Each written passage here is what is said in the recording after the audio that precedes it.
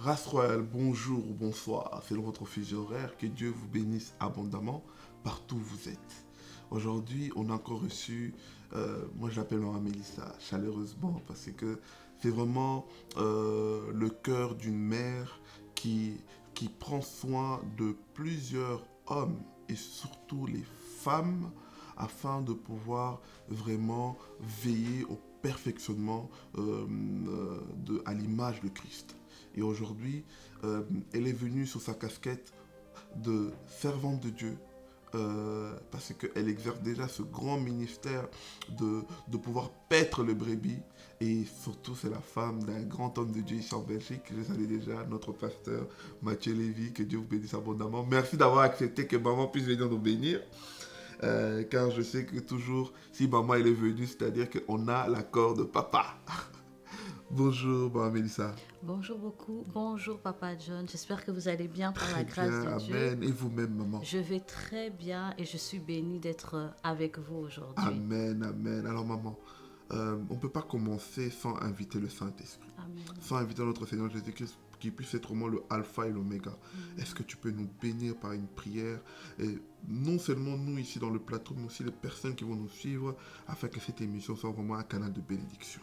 Amen. Nous allons prier. Amen. Seigneur, nous voulons encore bénir ton saint nom et te rendre de multiples actions de grâce, Amen. car tu es tellement bon pour nous, Seigneur. Amen. Aujourd'hui, Seigneur, nous voulons célébrer le souvenir de ton immense bonté. Yes. Toi qui renouvelles tes bontés, Seigneur, chaque matin sur nos vies, nous voulons te dire merci. Merci de nous aimer. Merci d'avoir donné ta vie pour nous à la croix. Merci, Seigneur, de si bien prendre soin de nous, le bon berger, nous te bénissons. Alors que nous sommes assemblés autour de cette plateforme, autour de cette émission, Seigneur, nous voulons que ton esprit prenne le contrôle. Amen. Saint-Esprit, nous t'invitons afin que tu sois celui qui va parler au travers de nos bouches. Amen. Nous ne voulons pas communiquer notre propre sagesse, notre propre entendement ou notre propre compréhension des Écritures, mais nous voulons communiquer ta pensée, Saint-Esprit de Dieu.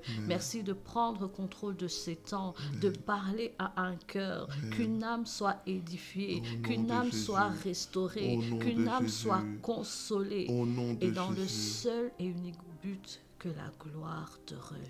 Amen. Non pas à nous, Seigneur, mais à ton nom donne gloire. Et c'est au nom de Jésus que nous avons ainsi prié et nous disons Amen. Amen, amen, amen. Wow. Que vraiment Seigneur puisse reprendre sa gloire. Amen. Cette émission qui est intitulée Femmes qui influencent son environnement. Oh, je pense qu'on a besoin aujourd'hui qu'une femme puisse comprendre, l'épouse de Christ que tu es, tu dois comprendre comment est-ce que tu vas influencer ton environnement. Mais d'entrée de jeu, on va d'abord découvrir qui est notre maman Mélissa.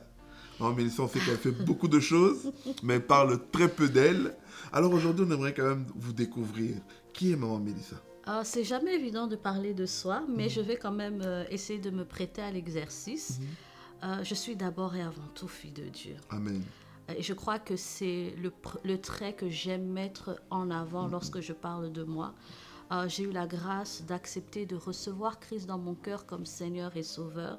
Et depuis, je vis par lui et pour lui. Amen. Donc, je suis d'abord et avant tout enfant de Dieu. Amen. Au-delà de ça, j'ai la grâce d'être l'épouse du révérend Mathieu Lévy Ndomba, un saint homme de Dieu. Amen. En tout cas, je rends grâce nous et l'attestons. gloire à Dieu pour sa vie. Amen. Je bénis sa vie. C'est vraiment un homme de bien.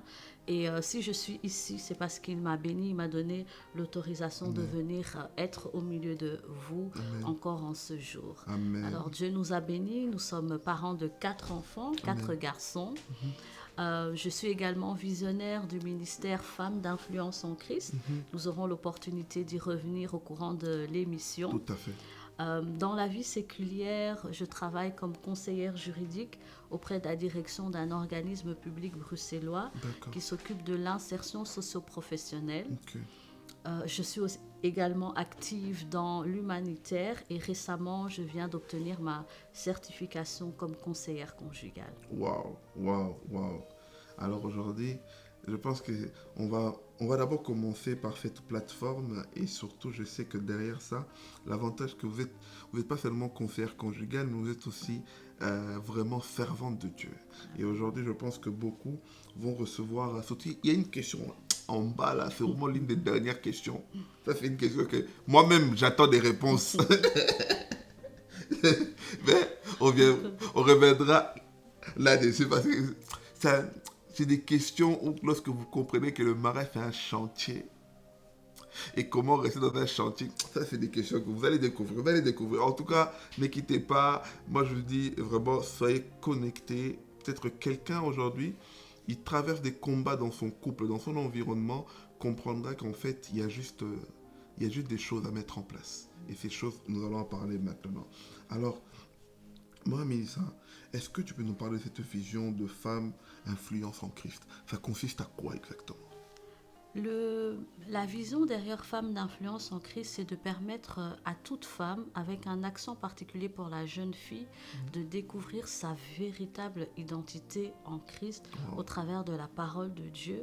Et pas simplement la découvrir, mais aussi s'ouvrir, s'épanouir, briller, régner dans la sphère d'influence dans laquelle le Seigneur l'a positionné. Amen. Vous savez, la Bible dit qu'avant même que nous venions dans ce monde, le Seigneur a des projets pour nous. Amen. Le Seigneur a un plan pour nous.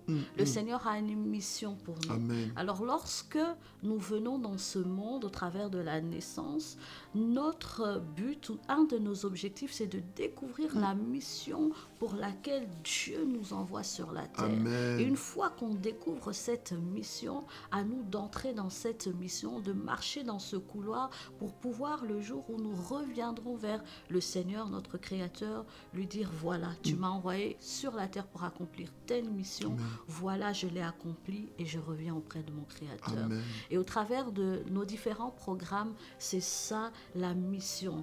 Découvrir son identité, découvrir sa mission, et aussi on apprend comment marcher dans sa mission, Amen. comment marcher dans son appel, dans sa destinée. Et je crois que par la grâce de Dieu, plusieurs femmes qui prennent part à nos programmes sont bénies, et nous voulons encore une fois rendre toute la gloire au Seigneur. Amen. Amen. Il y a déjà des choses qui me touchent en fait et que je pense que beaucoup de bien-aimés se posent cette question. Quelle est la première marche ou la première phase pour commencer à se questionner afin de commencer à comprendre ou à découvrir notre mission? Eh bien, je crois que le point de départ, c'est la prise de conscience. Amen. Quand on réalise qu'on n'est pas sur la terre pour rien, qu'on n'est pas un vagabond, que notre vie a un but bien particulier. Nous pouvons lire, il y a plusieurs textes bibliques qui en parlent. Nous connaissons le texte de Jérémie 1,4, mais il y a aussi Éphésiens 1,4 où la Bible dit qu'avant la fondation du monde, nous avons été élus. Nous avons encore Éphésiens 2,10 qui nous dit que Dieu a préparé d'avance des bonnes œuvres pour que nous puissions les pratiquer. Amen. Nous comprenons que notre vie a un but. Et la première étape ou la première marche pour comprendre, saisir la mission que Dieu nous confie sur cette terre, c'est la prise de conscience. Amen, amen, amen. Waouh! Je pense que derrière cette émission, derrière chaque étape, derrière chaque mot, la prise de conscience ne doit pas manquer au rendez-vous.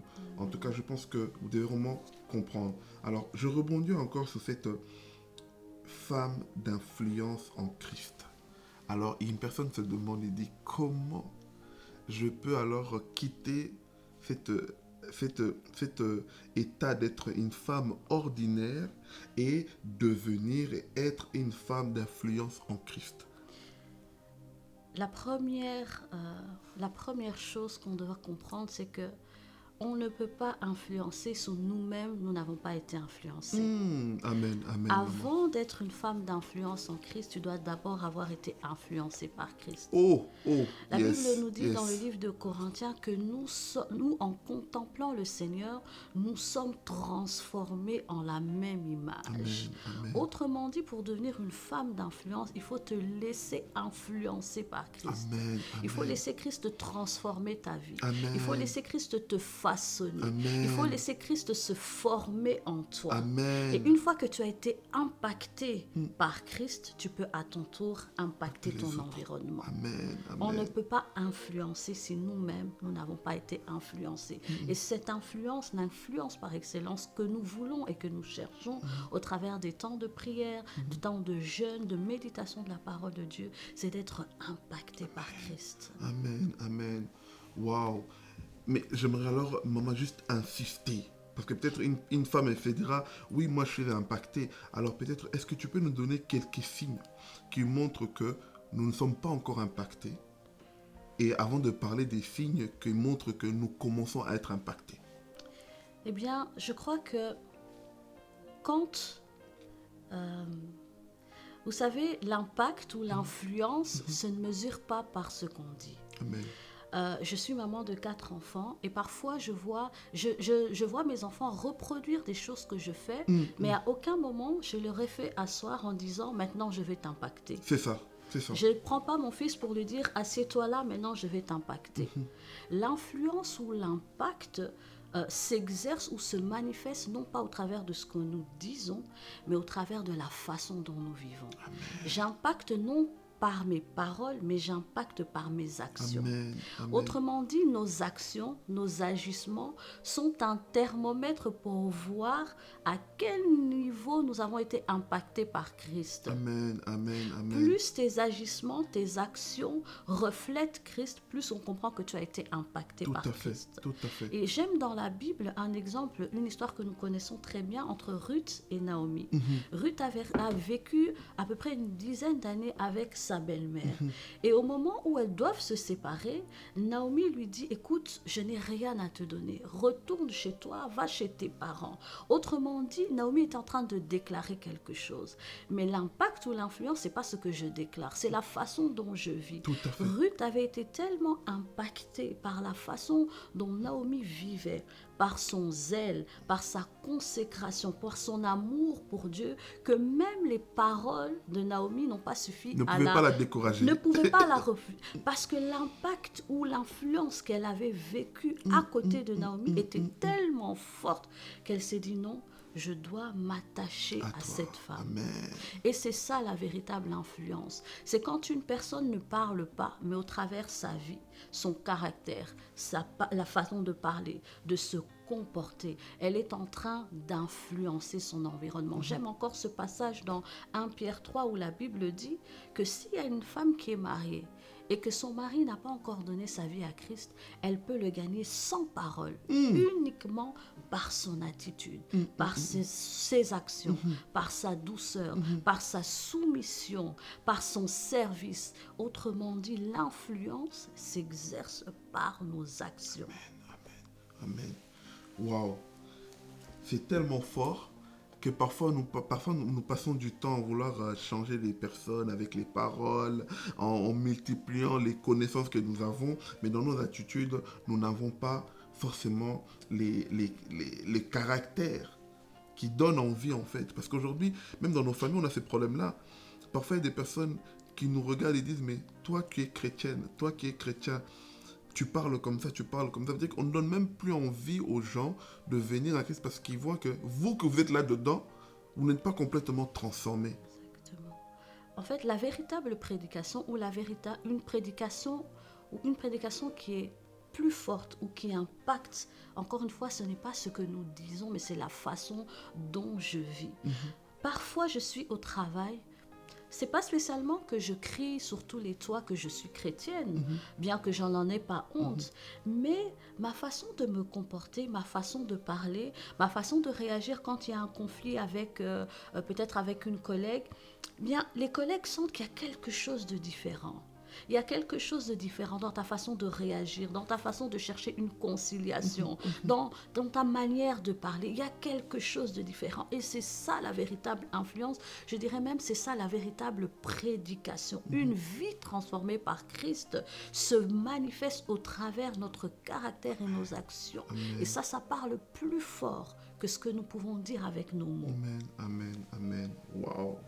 Alors, moi, Mélissa, j'aimerais poser cette question différemment.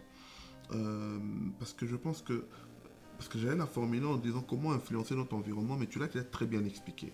J'aimerais maintenant le contextualiser vraiment dans le cas surtout d'une personne, une femme, surtout parce qu'aujourd'hui on va dire, bon, c'est pas qu'on dit que les femmes vivent mal le célibat, mais nos sœurs chrétiennes vivent parfois plus mal, souffrent plus du célibat que nos frères. Et où on a le cas aussi, ça c'est la deuxième partie de la question que j'aimerais vraiment que tu puisses expliquer dans les deux cas, où les personnes exercent tellement l'impact positif autour d'eux quand le Seigneur ne les a pas encore donné ce qu'ils désirent. Mais lorsqu'ils sont mariés aujourd'hui, ils sortent directement du zèle qu'ils avaient autrefois. Le mariage les a fait perdre peut-être l'impact en Christ qu'ils pouvaient exercer. Maintenant, ils sont centralisés sur d'autres choses. Quel est le conseil que tu peux dire à un célibataire? Comment est-ce qu'il doit faire attention à toujours veiller à impacter son environnement dans son célibat, même si le célibat tarde, mais quel impact en Christ ne doit jamais être oublié. Et ceux aussi que Dieu a bénis aujourd'hui, qui ne pensent pas que la bénédiction est devenue la source première. Et ils mettent deuxième en second lieu. Qu'est-ce que tu peux dire à ces personnes-là? C'est une très bonne question parce que je crois que c'est quelque chose auquel on est vraiment confronté actuellement. Alors la première chose que j'aimerais dire par rapport aux célibataires, que ce soit des frères ou des sœurs, c'est que le mariage, c'est vrai, c'est une bénédiction. Et je rends grâce à Dieu parce que vraiment le mariage est un lieu où le Seigneur nous fait beaucoup de bien.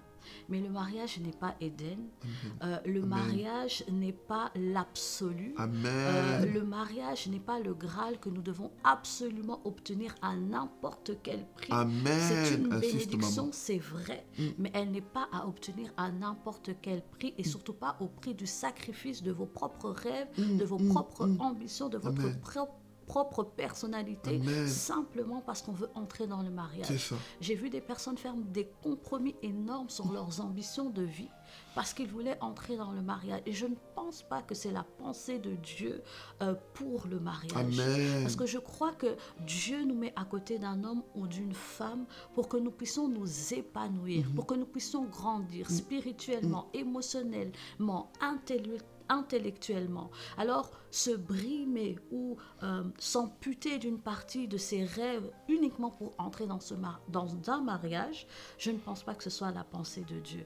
Alors, j'aimerais simplement vous encourager et vous fortifier en disant que certes, vous n'êtes pas encore dans le mariage, mais c'est pas pour autant que vous ne pouvez pas accomplir de grandes choses pour Dieu. C'est pas pour autant que vous ne pouvez pas servir le Seigneur. C'est pas pour autant que vous ne pouvez pas impacter votre vie, impacter votre environnement. Déjà, vous êtes dans une saison de votre vie, la Bible dit, où vous pouvez servir pleinement le Seigneur. Parce que vous n'avez pas autant de contraintes qu'un homme ou une femme qui est marié. Donc, si aujourd'hui, demain, le Seigneur vous envoie aller évangéliser dans un pays lointain, vous pouvez partir, vous pouvez aller annoncer la parole de Dieu. Si demain, le Seigneur vous demande de faire 1 mois de jeûne en dormant à terre, vous pouvez le faire. Donc, vous avez cette liberté, cette flexibilité de pouvoir pleinement servir le Seigneur. À côté de ça, vous pouvez faire, c'est une période aussi pour pouvoir lier de très belles amitiés aussi. C'est une période où on peut aussi grandir intellectuellement, où on peut se former. Parce qu'on n'a pas encore d'autres exigences. Exactement. Faut profiter de ça. C'est un temps, c'est une saison, j'aime appeler ça une saison dans laquelle il faut jouir de tout ce qu'on peut jouir. En fait, chaque saison de la vie a ses avantages et ses inconvénients. Tout à fait. Mais ce qui est sûr, c'est que lorsqu'on est dans une saison, eh bien, j'en ai conscience et je décide de vivre pleinement cette saison-là, en jouissant de tous les avantages que m'offre cette saison. Alors, j'aimerais simplement vous encourager, peut-être que vous n'êtes pas encore marié, mais vous êtes dans la main de Dieu, vous êtes vraiment une flèche dans la main de Dieu que le Seigneur peut envoyer très loin pour bénir des vies, pour toucher des âmes. Ne vous négligez pas parce que vous n'êtes pas marié. Amen. Et dans l'autre cas, eh bien, je vais être un peu plus équilibrée parce que c'est vrai, j'ai parlé de saison, le célibat, c'est une saison. Tout à fait. Le mariage en est une autre. Alors, on ne peut pas influencer ou impacter de la même façon parce qu'on a changé de saison. Voilà pourquoi parfois aussi il y a des déséquilibres, hommes de Dieu. Tout à fait, maman. Quand on était célibataire, on avait une certaine façon de fonctionner. C'est On ça. entre dans le mariage, qui est une autre saison.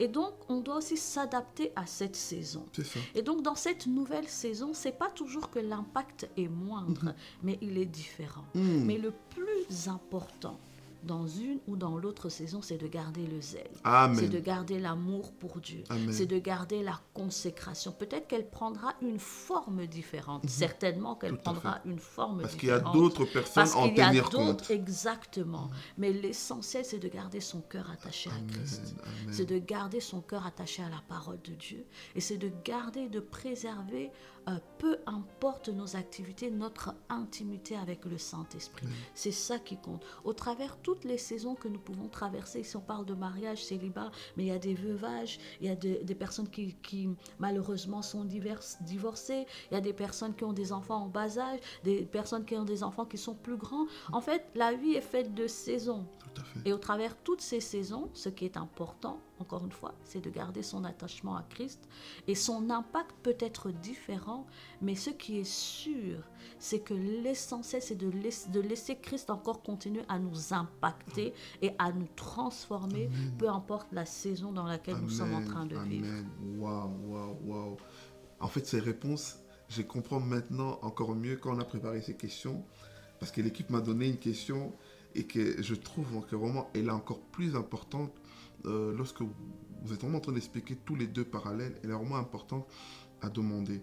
Et avant de poser cette question, j'aimerais vraiment la contextualiser. Vous avez dit une phrase qui est très importante, ne pas rentrer dans le mariage à tout prix. Ne pas rentrer dans le mariage parce que c'est le seul chemin. Prenons ce cas où des personnes qui sont même prêtes à rentrer dans le mariage, quitte à oublier les principes qu'elles ont eu autrefois, à oublier les valeurs qu'elles ont eu autrefois. Vraiment, ça veut dire à devenir la femme de quelqu'un et ne plus être elle-même la femme d'influence. Alors, j'aimerais vraiment que vous puissiez aider peut-être une personne à comprendre cela. Comment rester la femme d'influence, mais aussi trouver l'équilibre de devenir la femme de quelqu'un. C'est une très bonne question. C'est une très très bonne question qui m'a pris moi-même beaucoup d'années pour pouvoir répondre parce que c'est un équilibre qui est très difficile à trouver. De garder son identité tout en étant à côté d'un homme, que ce soit un homme de Dieu ou un homme qui a un ministère dans le séculier, peu importe.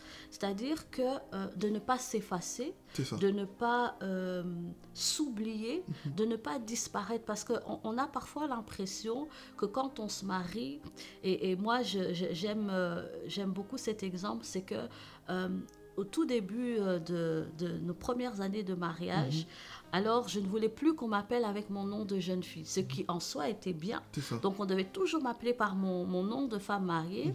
Et une fois, une personne de ma famille m'a dit, mais Mélissa, on est très content pour toi que tu te sois mariée et on comprend ta joie, mais tu restes notre fille, tu restes notre sœur, tu restes notre cousine. On a l'impression qu'on t'a perdu. On a l'impression que tu t'es complètement fondu dans ton mariage, que tu t'es complètement fondu dans ta belle famille. Et ça m'a quand même fait réfléchir. Et c'est vrai que j'étais tellement heureuse d'entrer dans cette institution, tellement impactée aussi par la vie de mon mari, que c'était comme si ma vie ou mon identité, je vais le dire comme ça, mon identité se résumait, plus, en fait. Voilà, exactement, se résumait à être maintenant l'épouse de. Wow. Je suis simplement l'épouse de.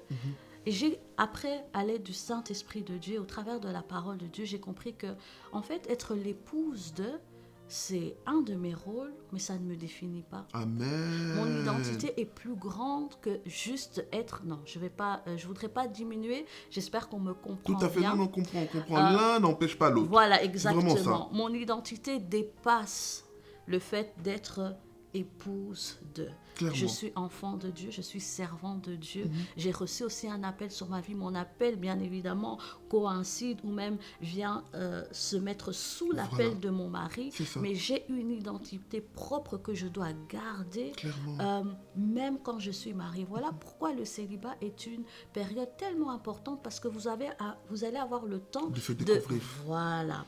Découvrir ses dons, découvrir ses talents, découvrir ses points forts, découvrir ses points faibles, pouvoir travailler ce qu'il y a à travailler, pouvoir gommer. Une fois que vous allez entrer dans votre mariage, vous allez pouvoir, j'ai envie d'être, dire aiguisé pour pouvoir Clairement. offrir Avoir le une bonne meilleur. estime de soi. Exactement. Clairement. Et pour pouvoir aussi offrir le meilleur de vous-même une fois que vous allez entrer dans le mariage.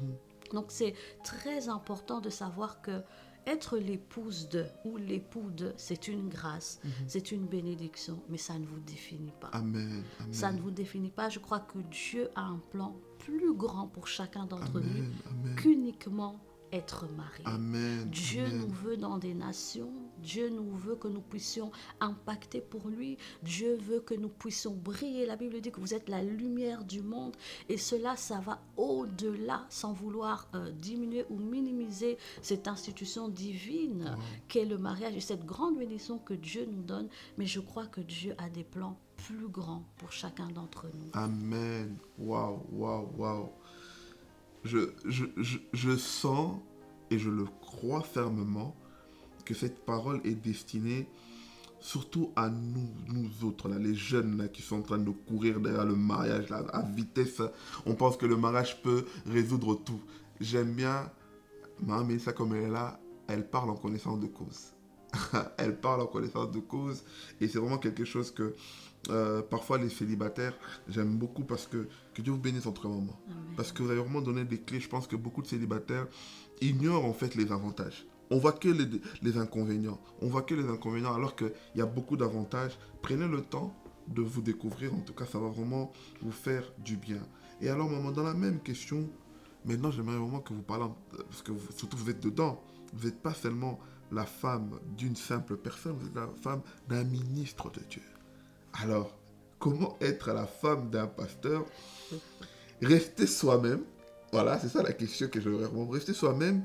Et surtout, j'aimerais préciser, ne pas jouer un rôle devant les gens. Voilà.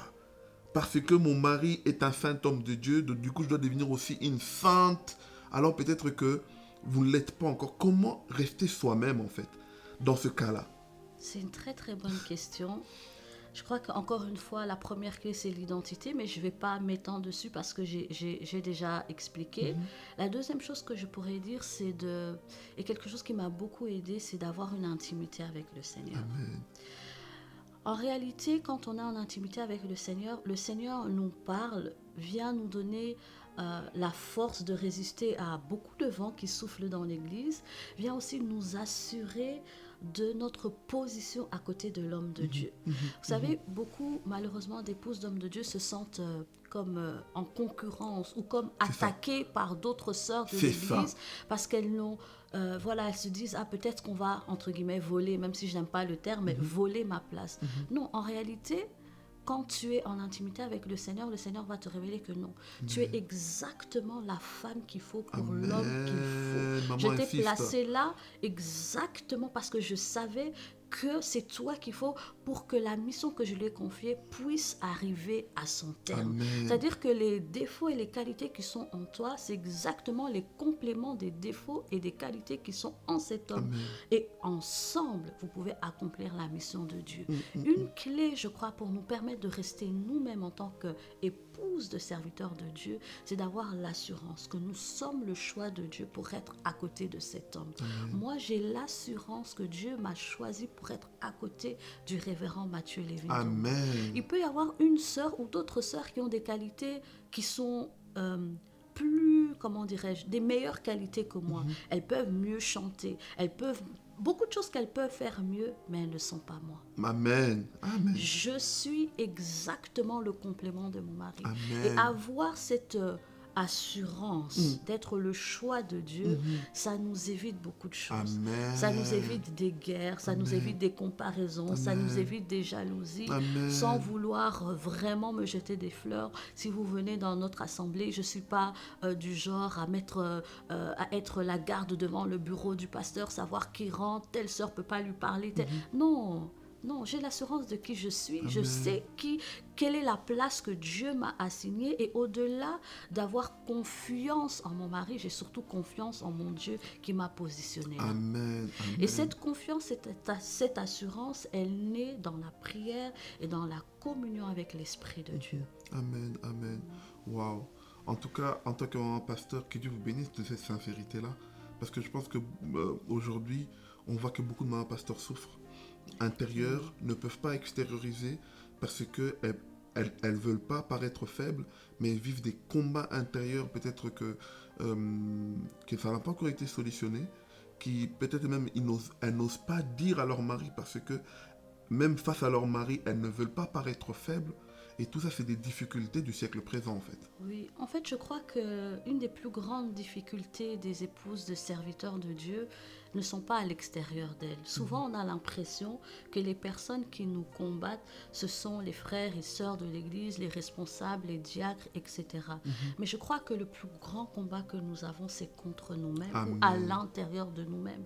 Lorsqu'on a une âme qui est restaurée, une âme qui est pleinement en confiance de son Dieu, on va faire moins de complications dans l'Église. Amen. Donc je crois qu'un travail qui est peut-être à faire, c'est vraiment de prendre le temps de travailler sur soi, sur peut-être des blessures intérieures. Peut-être qu'il y en a qui ont été plus jeunes, abandonnés par leurs parents, Tout à fait. qui n'ont pas grandi avec la protection d'un papa. Voilà, toutes ces choses, ça peut se faire qu'une fois qu'on est épouse de serviteur de Dieu, des traumas qu'on a vécus et qu'on n'a pas réglés, en fait, viennent, voilà, et même ça vient même impacter et influencer la vie de l'Église.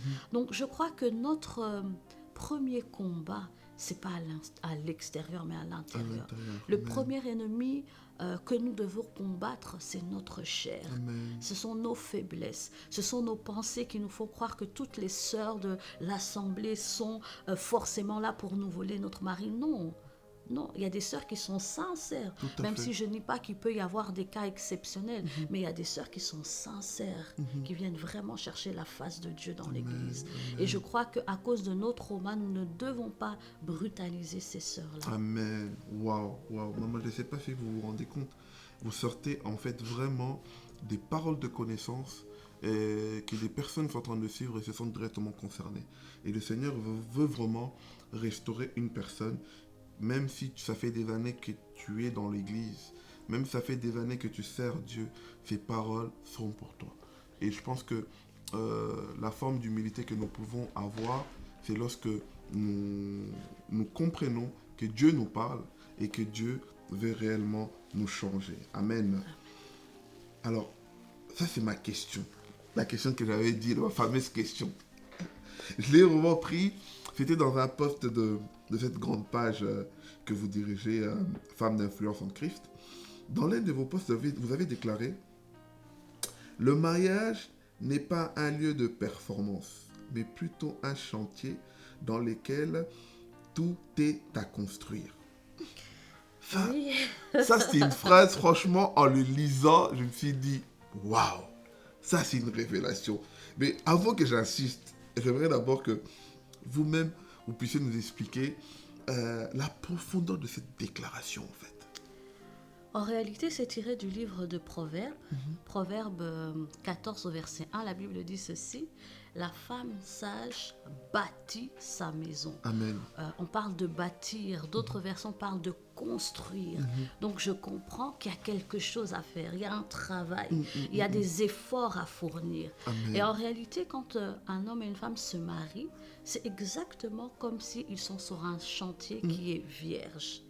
Tout est possible. On peut construire un appartement, comme un studio, comme un immeuble, comme une maison, comme une un château. villa, comme un château. Amen. Voilà.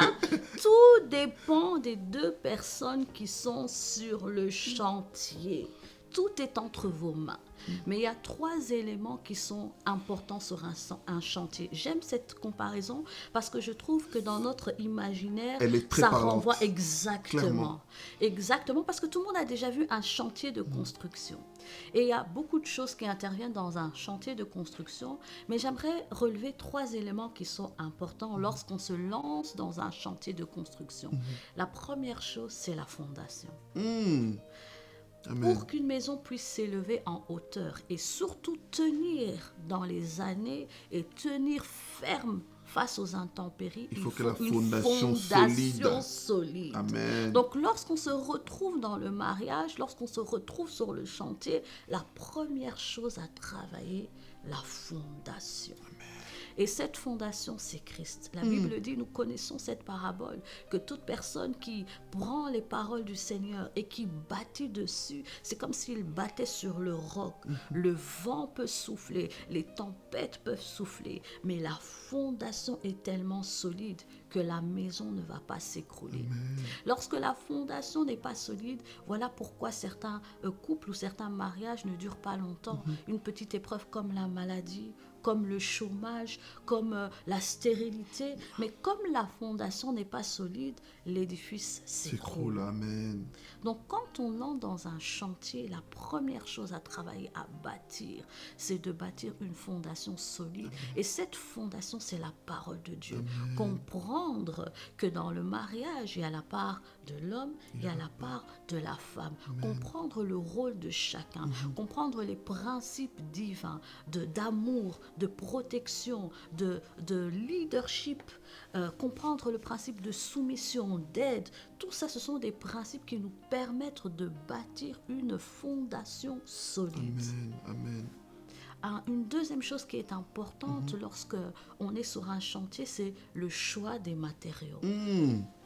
On ne va pas bâtir sa maison avec de la paille, on ne va pas bâtir avec des matériaux qui ont une moindre qualité. On va choisir des qualités qui sont solides, des qualités qui sont durables, des matériaux qui sont nobles. Et ces matériaux, je peux les comparer à des valeurs, à nos valeurs que nous avons. Des valeurs telles que la politesse. Tout à fait. Waouh. Des valeurs telles que le respect. Wow. Des valeurs telles que la compréhension. Amen. Des valeurs telles que le soutien mutuel. Amen. Tout ça, ce sont des matériaux que nous choisissons pour bâtir le pardon, papa. Ce sont des matériaux que nous choisissons pour bâtir cet édifice, cette maison qu'est notre mariage. Je choisis de bâtir mon mariage avec le respect. Je fais le choix de respecter et d'honorer mon mari. Je choisis de bâtir mon mariage avec la politesse. Je choisis de bâtir mon mariage avec le pardon, sachant que nous sommes tous des humains et qu'à certains moments, nous pouvons faillir. Mais je suis prête à pardonner autant de fois qu'il le faudra parce que je suis en train de construire quelque chose. Nous allons vers quelque chose. Nous allons quelque part et nous sommes ensemble pour construire cet édifice. Il n'y a personne qui est sur un chantier qui a envie que son chantier puisse s'effondrer. Mais clairement, investir en vain. On ne va pas investir en vain. Donc on se met ensemble, on met les efforts ensemble pour que ce qu'on est en train de faire puisse aboutir. Et on prend le soin de choisir des matériaux de qualité. Amen. Une troisième chose aussi, un troisième élément qui est important lorsque nous sommes sur ce chantier. Nous avons parlé de la fondation, nous avons parlé des matériaux, mais il faut aussi savoir choisir quels sont les ouvriers qui vont venir travailler sur le chantier. Je ne fais pas un choix d'une entreprise en vain. Je vais choisir une entreprise qui a une bonne réputation. Tout à fait. Je vais comparer peut-être son niveau de satisfaction. Je vais aller consulter son bilan. Bref, je fais le choix des prestataires très soigneusement. Il n'y a que nous qui faisons le choix de nos relations à la légère. Amen, amen. Imaginez que pour construire une maison, je prends le temps de faire des enquêtes et rechercher quel entrepreneur je vais choisir. Et pour trouver les personnes qui vont s'associer à moi dans mon mariage, est-ce que je ne peux pas faire plus? Prendre le temps de consulter Dieu, de demander qui est cette personne. Elle peut rentrer dans ma maison. Qui peut entrer? Parfois, entre les deux personnes, il n'y a pas de souci. Mais les personnes que nous associons à notre chantier, les personnes que nous associons à notre mariage, c'est elles qui viennent mettre ce grain de sable qui fait que la machine puisse commencer à dérailler. Je crois qu'un couple doit faire très attention au choix des personnes qui l'entourent. Amen. Je parle d'influence, je parle d'environnement, je parle d'impact et je crois que toute personne qu'on met dans son environnement exerce d'une façon ou d'une autre un impact sur nous. Voilà pourquoi je crois qu'il est important de choisir très soigneusement les personnes qui gravitent tout autour de notre mariage. Amen. Amen. Ce choix se fait dans la prière, dans la consécration. Je ne prends pas n'importe qui. Bien évidemment, là, je suis en train de parler. Vous savez, il y a plusieurs degrés de relation. Tout à fait. Donc tout là, à je ne fait. suis pas en train de parler de simples connaissances. Non, on parle On vraiment parle de vraiment des personnes qui sont proches, que clairement. j'introduis Tout à dans fait. dans mon chantier, Tout que à fait. j'introduis dans mon mariage. Je dois prendre soin de les choisir dans la prière. Jésus lui-même, avant de choisir les apôtres, la Bible dit qu'il a été prié. Parce qu'il devait faire un choix qui était en accord avec le ciel, Amen. en accord avec le Seigneur. Amen. Et je crois que lui qui est notre modèle par excellence, nous devons faire la même chose pour sélectionner nos relations, prendre le temps de prier pour savoir qui je mets dans mon entourage, en sachant que toute personne que tu places dans ton entourage va impacter ta vie. Tout à fait. C'est pas pour rien qu'elle nous dit le mauvais compagnie corrompt le bonnes mœurs. Exactement. Donc Exactement. tu peux avoir des bonnes mœurs, mais si tu es toujours entouré par des mauvaises compagnies, il y aura une corruption quelque part. Exactement. Alors, Maman Mélissa, ça c'est la dernière question que j'aimerais te la poser. C'est une question où vraiment tu parleras à une personne, que ce soit un homme ou une femme. Car aujourd'hui, même l'Église, nous n'arrivons plus à garder le mariage. Beaucoup, dès que le chantier est compliqué, nous abandonnons. Beaucoup, dès que la famille commence, moi je n'aime pas ton mari, moi je n'aime pas ta femme, maman n'aime pas ceci, maman n'aime pas cela, on oublie que c'est Dieu qui nous a unis, nous sortons. Alors qu'est-ce que tu peux dire à quelqu'un qui est en train de nous suivre aujourd'hui? Et peut-être à l'issue de ça, je demanderais vraiment que tu puisses prier peut-être pour un couple qui est en train de traverser, que leur chantier traverse des moments de turbulence en fait. Comment rester sur le même chantier de mariage, même quand tout paraît insurmontable actuellement? Eh bien, j'ai envie de dire que, vous savez, on a pris un engagement. Et je crois que parfois, c'est une valeur qui se perd. C'est-à-dire que je me suis engagée avec cet homme devant Dieu à aller jusqu'au bout. Cet engagement doit nous tenir. Amen. C'est pas parce qu'aujourd'hui il n'y a pas d'enfants, c'est pas parce qu'aujourd'hui il n'y a pas de travail, Amen. c'est pas parce qu'aujourd'hui il y a une situation compliquée qui se présente que je dois me dessaisir de cet engagement. J'ai pris un engagement, j'ai envie de dire même sacré, parce que j'y ai associé Dieu. Amen. Un engagement devant Dieu, devant les hommes, devant ma famille. Et cet engagement, je crois que nous devons avoir la force et la capacité de poursuivre ou de respecter cet engagement jusqu'à notre dernier souffle. Amen. Parce que j'ai pris l'engagement d'être avec cet homme, cette femme, jusqu'à ce que le Seigneur soit vienne nous reprendre ou que la mort nous sépare, j'irai jusqu'au bout. Amen. Cet engagement que nous avons pris devant Dieu doit pouvoir nous porter. Amen. Et j'aimerais dire à quelqu'un, prenons l'exemple de notre père Abraham, ça n'a pas été facile. Ça n'a pas été facile d'attendre pendant 25 ans la promesse, mais il est resté avec Sarah. Amen. Il est resté avec sa femme. Je peux croire qu'il y avait des moqueries. Je peux croire que les gens se moquaient d'eux. Tout à fait. Je peux croire que c'était pas toujours facile. Peut-être qu'entre eux deux aussi, il y avait C'était des compliqué aussi, tensions. tout à fait. Certainement qu'entre eux deux, il y avait parfois des moments de tension. Parfois, il y avait un qui avait une baisse de foi. Parfois, c'était l'autre. C'était compliqué. Mais la Bible dit ceci, espérant contre toute Espérance. Et c'est le Amen. mot que j'aimerais, ou la parole que j'aimerais donner à un couple qui traverse des difficultés.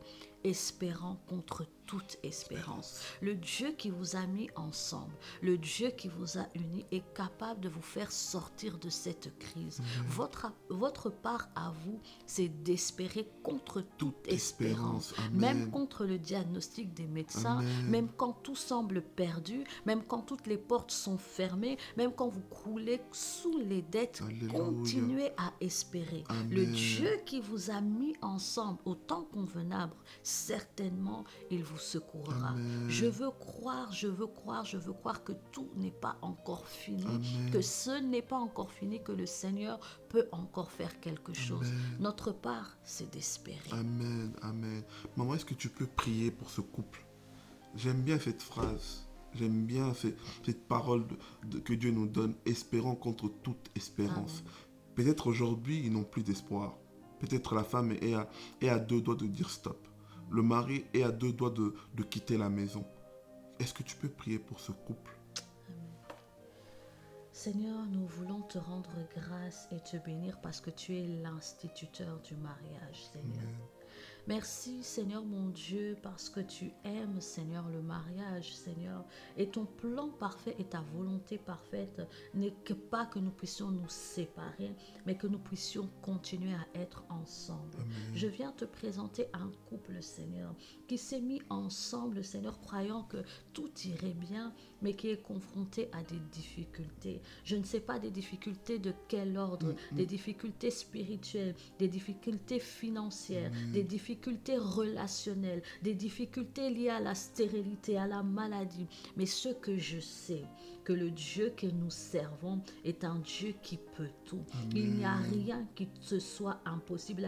La Bible dit rien n'est impossible à Dieu. Amen. Une situation qui, comme Lazare, est peut-être en train de pourrir, une situation qui est peut-être déjà en train de sentir la mort, tu es capable, Seigneur, de ramener à la vie. Amen. Tu es capable de ressusciter. Même des ossements desséchés, tu peux les ramener à la vie. Seigneur, merci de le faire pour un couple qui est connecté à cette émission. Alléluia. Seigneur, je prie de faire renaître l'espérance, la foi et la confiance dans un cœur. Je prie, oh Dieu, que tu puisses, Seigneur, révéler à chaque cœur les projets de paix que tu as pour eux, même si cela semble noir, mais les lendemains seront meilleurs. Qu'ils puissent s'attacher à cette espérance, s'attacher à l'espérance des lendemains meilleurs, s'attacher à l'espérance des projets de paix que tu as pour eux, et que cette espérance puisse renaître dans leur cœur. Je prie, oh Dieu, que tu interviennes,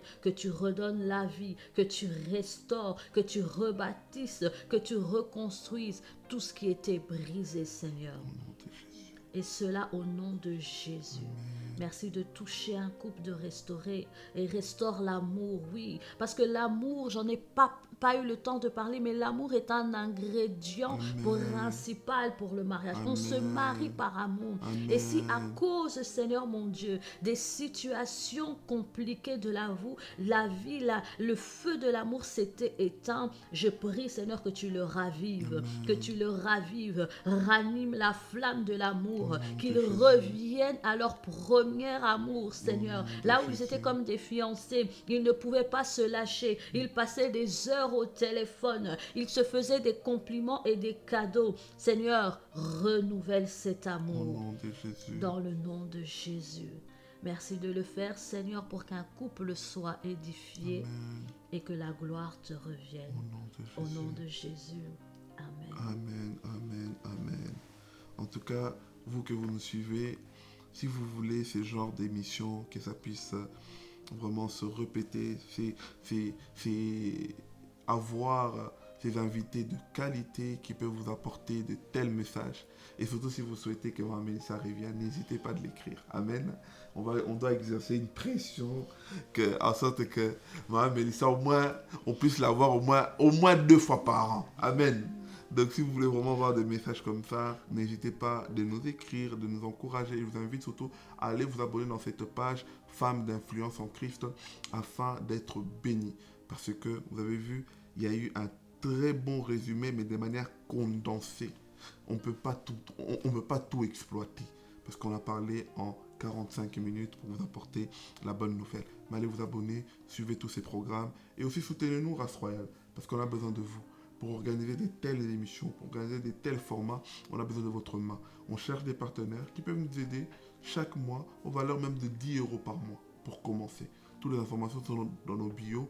Vous pouvez lire ou avoir le formulaire d'inscription et afin de pouvoir nous bénir pour que nous multiplions ces formats d'émissions et à grandir encore, car nous voulons vraiment aider le corps du Christ et surtout même tout humain qui traverse des problèmes. Parce qu'aujourd'hui, notre maman, Mélissa, elle a parlé du mariage. Que tu sois chrétien ou pas, tu vis des choses dans le mariage. Et j'ose croire que des telles émissions est une bénédiction pour le corps du Christ et voire même le monde. Alors que le Seigneur vous bénisse. Moi, Mélissa, en tout cas, soyez bénie, maman. Merci pour l'invitation. En tout Amen. cas, moi-même, j'ai été bénie par cette émission. Amen. Que Dieu vous bénisse. Amen. En tout cas. On sait que c'est la première fois, mais ce n'est pas la dernière fois. Dieu voulant. Amen. En tout cas, on compte sur vous. Si vous avez des questions, n'hésitez pas de nous l'écrire. On fera parvenir à maman Mélissa afin aussi de vous répondre. Que Dieu vous bénisse. À très vite.